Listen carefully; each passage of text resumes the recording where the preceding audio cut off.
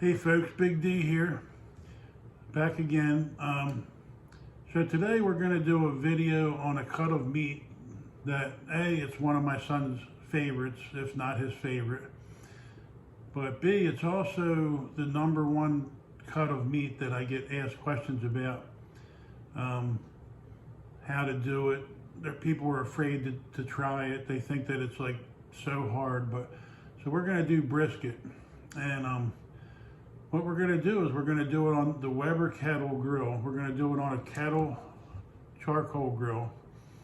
And I figure most people have one of those, or at least more people have a Weber Kettle, a lot more than have a tow behind smoker or a big smoker.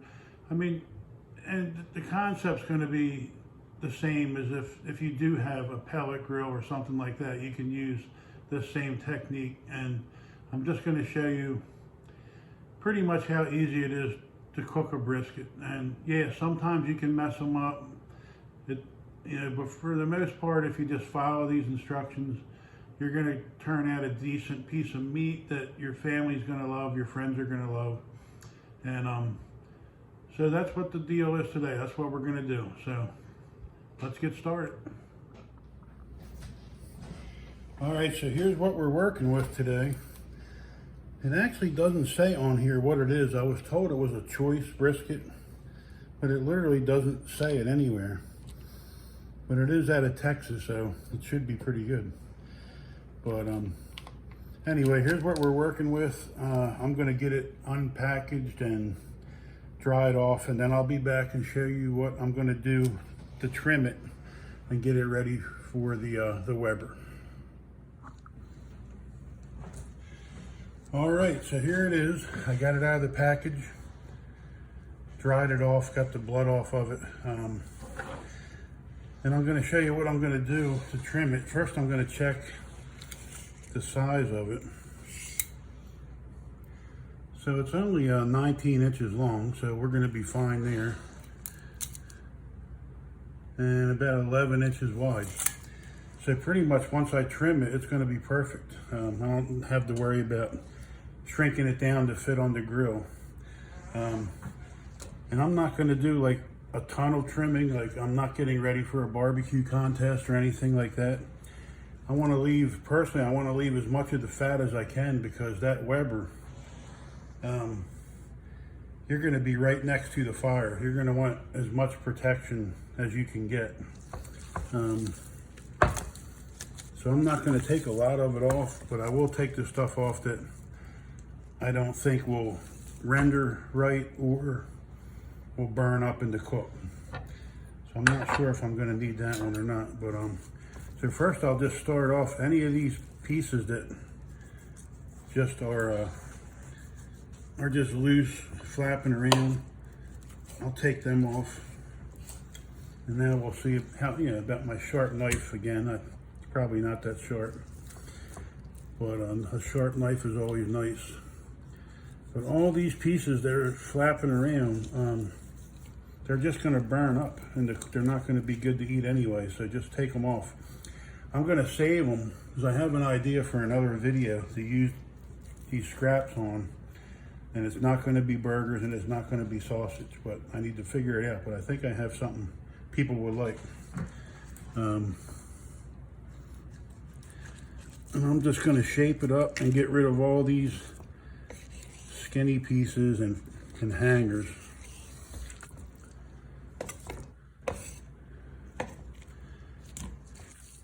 You don't really want any of them.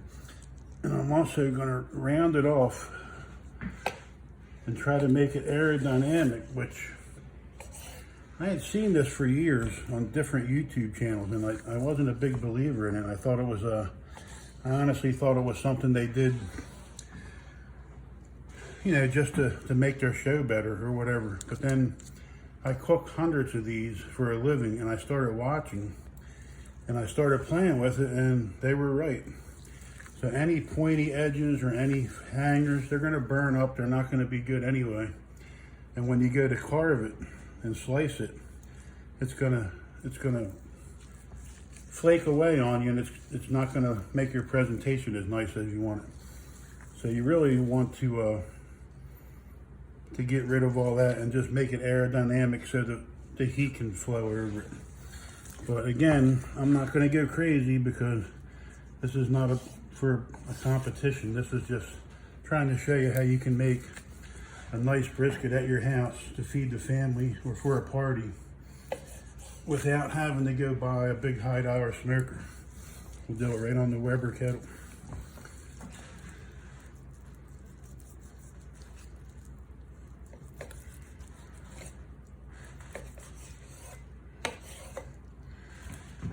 I just had to stop myself from going crazy because I'm used to, especially when I'm cooking at home or at a contest, I'm used to trimming pretty aggressively, but I really don't want to on this one.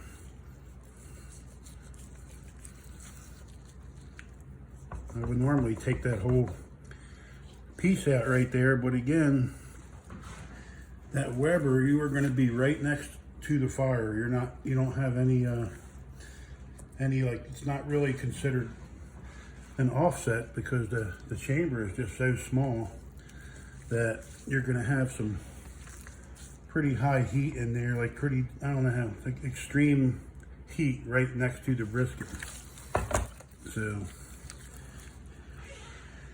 we're going to take this off. People call this the mohawk, I guess, but just try to get it, like I said, just take off anything that looks like it's going to burn up.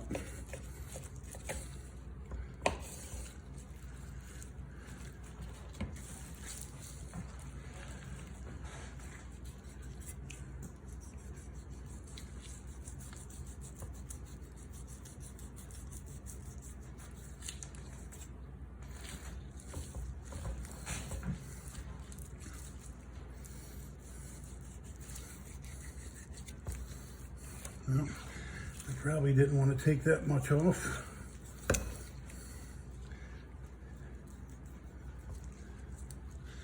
I really do want to leave that fat, so I need to stop myself.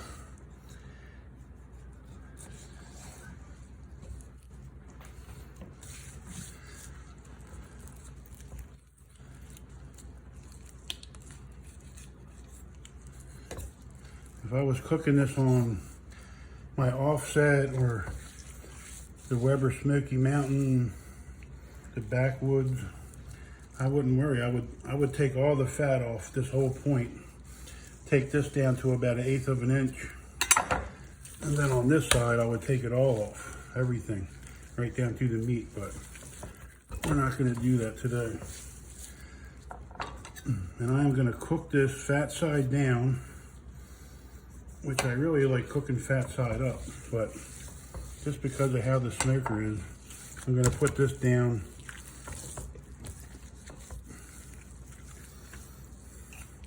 And I'm not going to worry about any of this. This is good enough for cooking a brisket at your house on a Weber. And that's really all I'm going to do with it. Like I said, I would have really took a lot more off if it was for a contest or if I was using an actual smoker, but we're going to do this on the Weber kettle, and I think this is the best way to do it. So let me, I'm going to get my rub and we'll show you how to season it. All right, so I'm going to show you what I use. I have a whole bunch of rubs. I have a whole spice cabinet with rubs off the internet, out of stores. But my favorite rub when I'm doing brisket or steaks or all kinds of stuff is what I'm going to use. So here's it. I'm going to use a 1/2 cup. 1/2 cup of Cajun seasoning, and you can use any kind you want. It's cheap. They sell it at all the grocery stores. 1/2 cup of Cajun seasoning, 1/4 cup of number 16 mesh black pepper, and then I'm going to go with half of that, half of the quarter cup of kosher salt or sea salt. And that's it. That's a really good rub for any beef.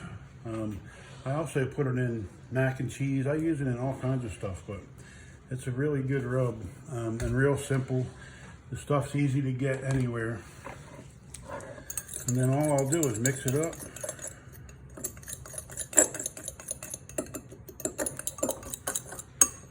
Try to get the chunks out. I mean, if you look on Cajun seasoning, it has everything you want. It has peppers and garlic and onion, and has everything you want in it. And all I'd like to do is make it a little bit more peppery and then add a little salt. I don't really like a lot of salt. You'll notice I won't use a ton of salt. And it's not anything to do with health-wise or anything. I just don't think that salt, when it's used too much, is good. I don't like it. And then what I'll do is I'll take an old rub bottle. They're set up for rub. One of my favorites, Dizzy Dust. And I'll just fill the old rub bottle up. And I'll try to. Doesn't want to cooperate.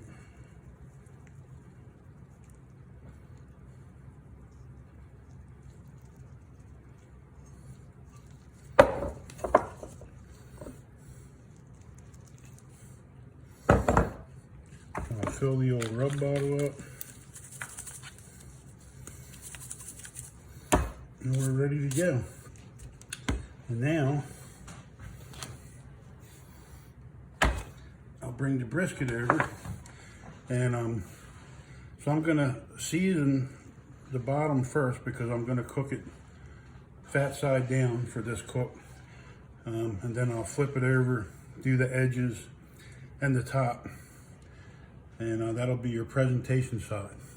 And you don't really always need it, but if people put a binder on them, and if you want the rub to stick, it's just to make it, put some liquid on it of some sort.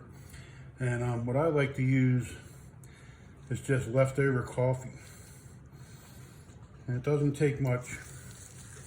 I don't know if it adds anything to it or not, but I've always thought that coffee and brisket went together. So that's what I'm going to use. And then we'll just get some seasoning on the whole thing.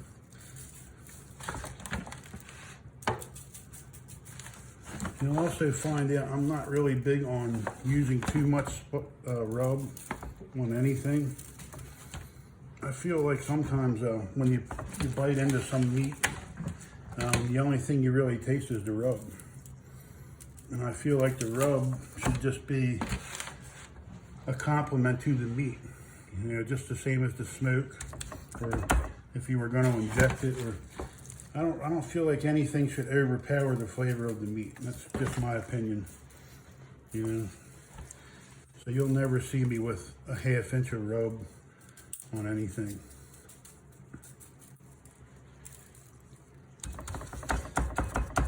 And I'll just pat it down a little, flip it over.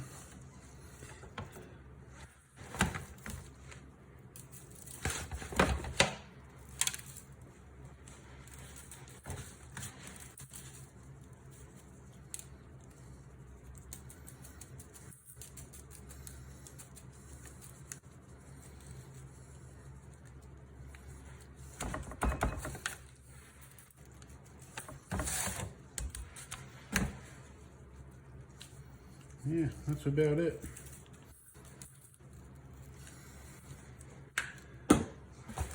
And that's it. Very simple.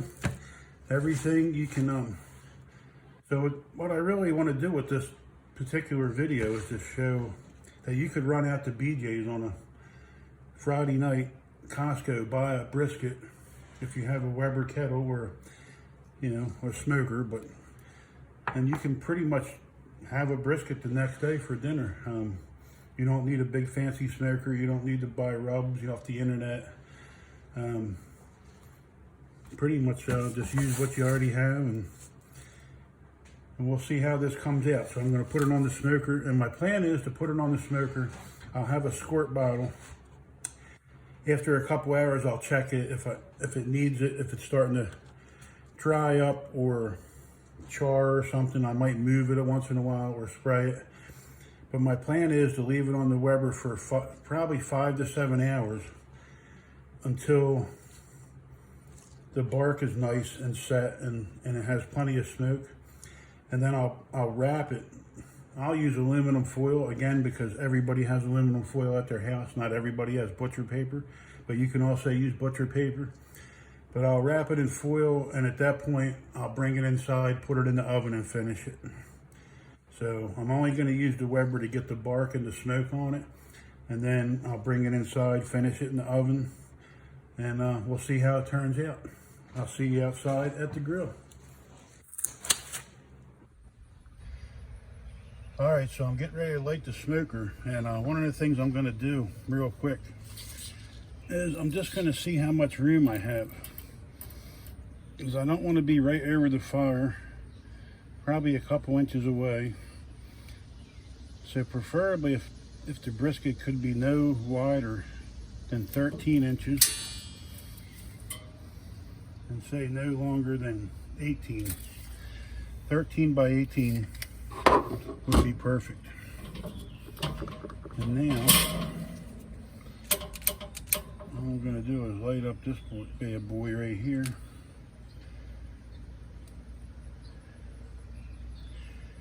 And I'm going to let that get going, and I'll get the brisket ready, and I'll get a piece of wood to get some smoke, and I'll be right back.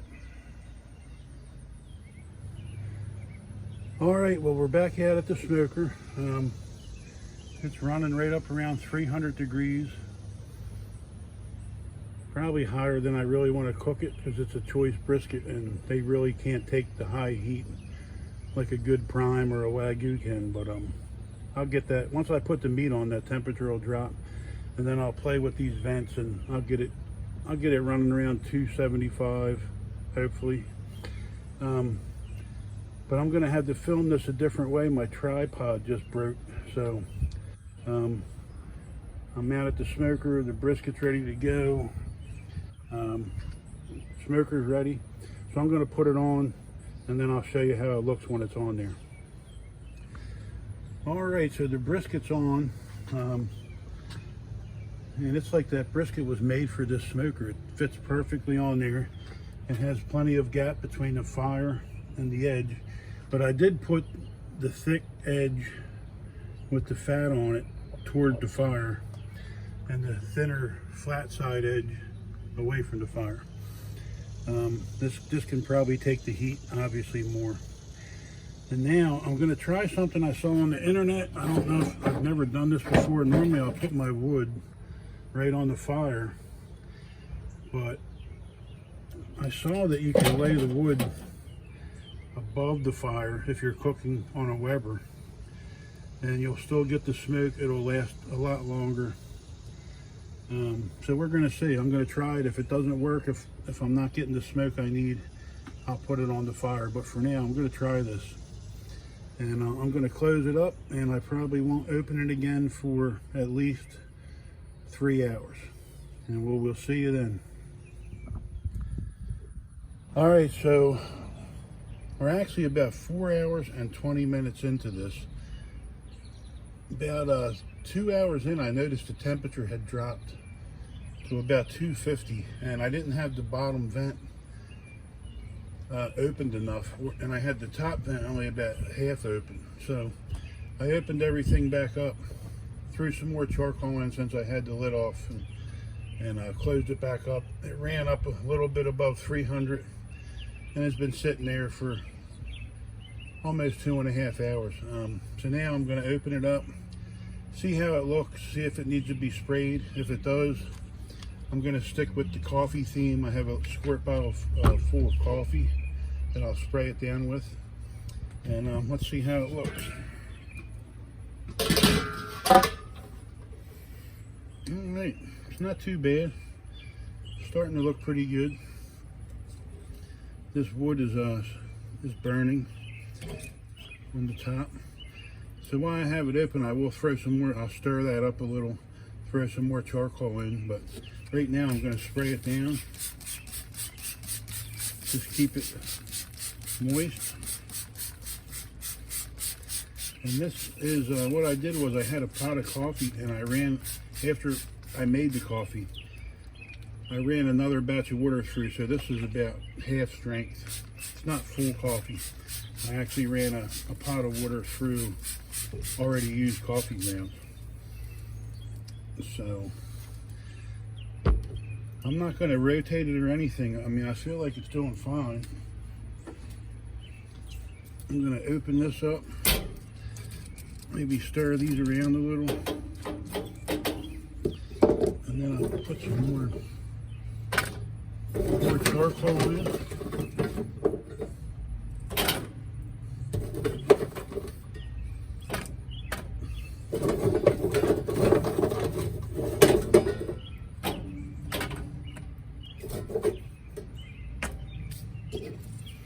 That should reignite with the ashes that are down in there, the coals.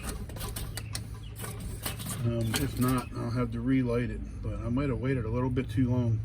I don't see any smoke or anything, so I'll probably light it down here and close it back up and cover it back up for probably another hour and a half, and then I'll check it again. All right, we'll see you then. All right, so we're about 5.5 hours in. I'm gonna take another peek at it. Yeah, it's starting to look good. The bark's all set. Yeah. Give it another coffee spray here.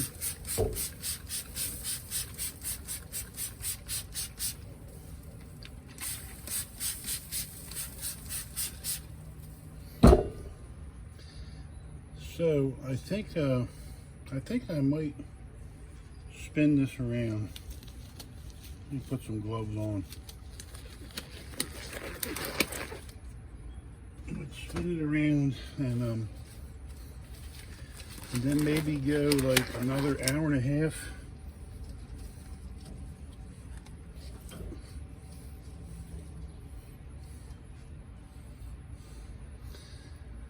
Go like another hour and a half, and I just want that, I wish that bark would get a little darker.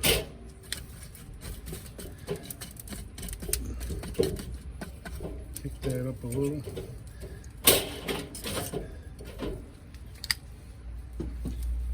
Alright. I'm going to go another hour and a half. We'll check it again. If the bark looks how I want it, I'm going to wrap it, get it in the oven and finish it. But it's coming along nice. We'll see you in a little bit.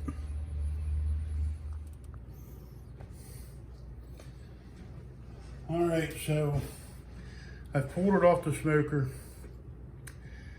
spritzed it down with a little bit more coffee, just to add a little moisture to the wrap. And now I'm just gonna wrap it in this foil. And how I like to do, I like to use 2 pieces.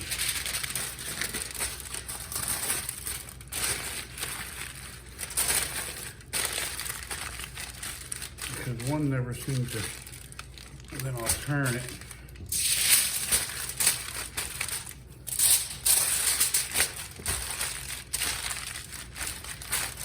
And you want to get it as tight as you can.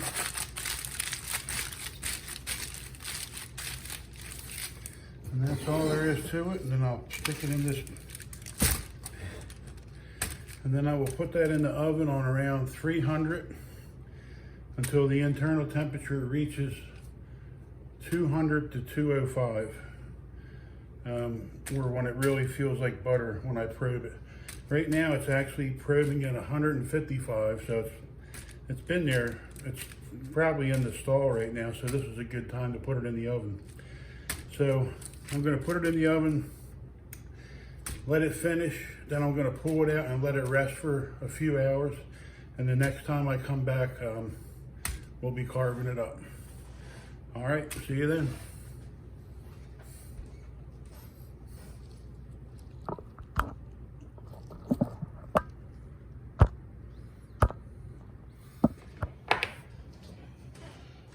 Alright, so this thing has rested about 6 hours.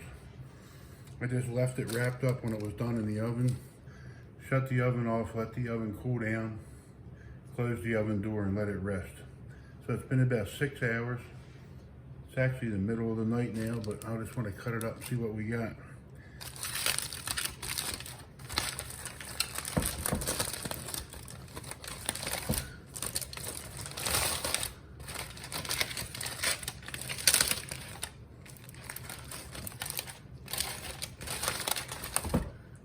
Alright. Looks pretty good. Let me see if I can get it out. 1 second.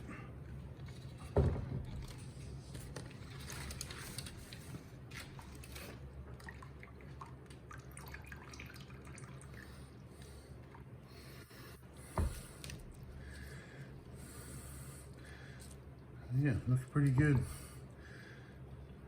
Let me spin it around so I can cut it. All right, so you got the grains running this way. You can see the grain. Here's the flat side here. The fatty side, or the point, is down here. It's gonna be so tender I can cut it however I want, but you try to keep it against the grain.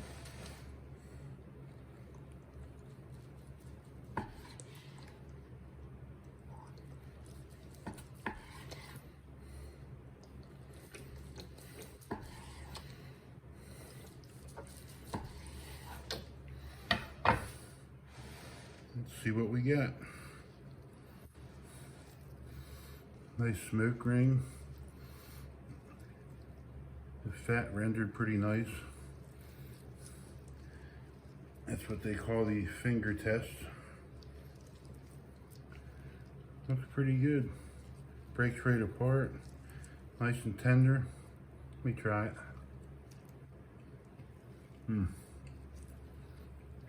That is good. Let's see what we have on the fat side.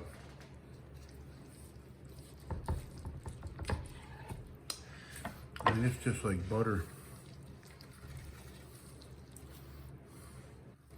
Hopefully I'm getting that. This film is not trying to figure it out. Hopefully I'm getting a good shot of this, but look at the moisture. So that's it. That was really easy, and just wanted to show you that you can actually do one of these on a Weber kettle.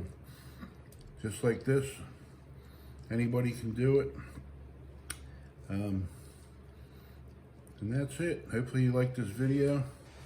If you did, subscribe to the channel, and I'm going to keep making some videos, and my son Joe will love to eat this. He's a big beef guy. So we will see you next time.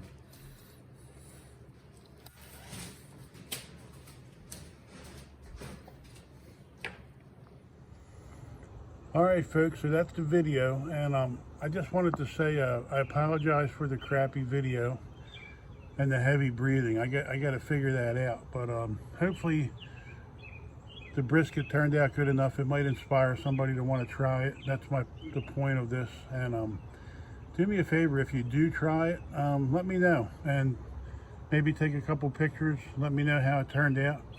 And anyway, we'll see you next time, and thanks again for watching.